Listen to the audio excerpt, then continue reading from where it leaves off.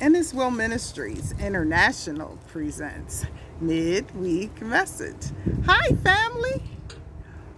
Well, family, we're still like working our way through Father's Day. Oh, we're poolside again. Poolside. It's such a pretty day. Um, so we're this is for the hurt people, the people that are having problems with Father's Day, not because they lost someone, but because of how they were treated. Now, my father is still alive. So, and my father was in my life.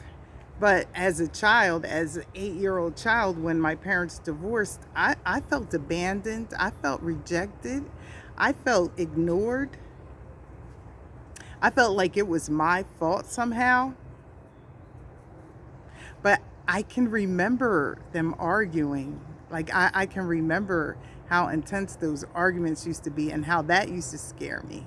So, um,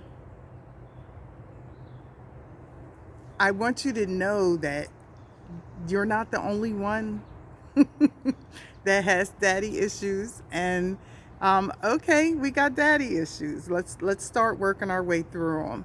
Now, for the people that were sexually or physically abused, you're going to need a little more than what we're going to cover here or what we're going to do here. But come along this journey with us anyway. So, my first thing was last year. I think we started this last year. My first thing was to acknowledge that I felt those things. And to acknowledge that those things, I may have pushed them into the background, but those things affected parts of my life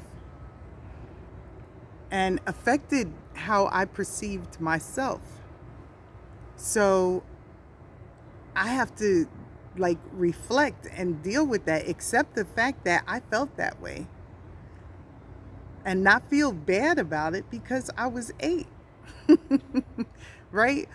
But I'm 60 now and I need to be free of that. Like, I should no longer feel rejected. I should no longer feel right. I shouldn't be carrying that into my life right now. The rejection, the hurt, the like that is past. So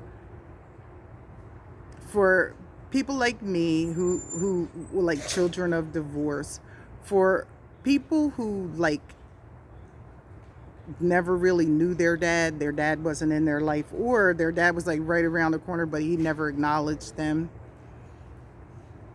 or you had the inconsistent parenting, for that kind of situation, you have to learn to accept those feelings too. Like, they they walked away and that was their loss for walking away. I want you to know that you have a father, a heavenly father, and that he loves you, and he loves you, protects you, provides for you. All the things that a biological father should have done, he's there to do that for you. And he's always been there, and he'll always be there. And so for Father's Day this year, in order to start this forgiveness process, because that's one of the main things we have to do is forgive our father, forgive ourselves for feeling a type of way about our fathers. We have to start this forgiveness process. Now, this process isn't about go running and telling him you forgive him. This process begins inside of you. So you have to start forgiving yourself, and you have to start forgiving this father that was absent in your life anyway, or inconsistent in your life. And you begin that process by letting go of the anger, letting go of the hurt, letting go of the frustration. That's how it starts. And you can do it. We can do this. So we're going to start with forgiveness of ourselves and them. We are going to figure out a way to honor. Honoring our Father is not a choice, it is a command. It is one of the commandments to honor our father and mother. And so we have to be prepared to find a way to honor them. Now, do you have to go take your dad that never really acknowledged you out to the 5-star restaurant for Father's Day? No. No, you do not. But you can find another way to honor you. If the only way that you can honor him is by saying, thank you for your contribution of bringing me into this world, then that's what you do. Then that's how you honor him.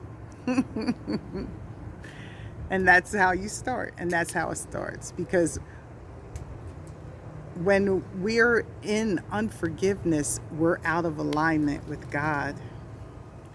When we're in hatefulness, we're out of alignment with God. And so we can't allow a relationship here in the natural to affect our relationship with God in the supernatural. Can't do it. And so forgiveness, find a way to honor, and just keep on the self-introspection, identifying those feelings that you're feeling, acknowledging them, allowing yourself to just feel them. Remember that tears are like a steam release. If you feel like crying, you cry. If you feel like hitting the punching bag, hit the punching bag. If you feel like taking a run, take a run. Have those feelings and work your way through them, okay? Remember to find something that makes you feel good. Like I'm a creative, so I'm going to create something somehow, whether it's online or in my daily, I'm going to create. But whatever it is you do that makes you feel good, you do that. As long as don't be hurting anybody else. Family, don't ignore Father's Day, because you still have to find a way to honor. So there were so many good, positive men in my life, and I'm going to try to honor them with pictures so you can see them all. And I'm blessed I have my dad too, so you get to see him too. He was doing ministry with me for a while, and that was really great. And so no matter how you were treated or mistreated, your Heavenly Father never left you nor forsook you. And so you always have a Father. There's always a Father that loves you. He loved you so much that He brought you into this world. He loved you so much that He knew you before you were even formed in your mother's belly. He loves you so much that He will never leave you nor forsake you. He loves you so much that He gave His Son so that you would not perish but would have everlasting life with Him. That's how much He loves you. So on Father's Day, let's honor our earthly father or father figures, and let's honor more so our Heavenly Father.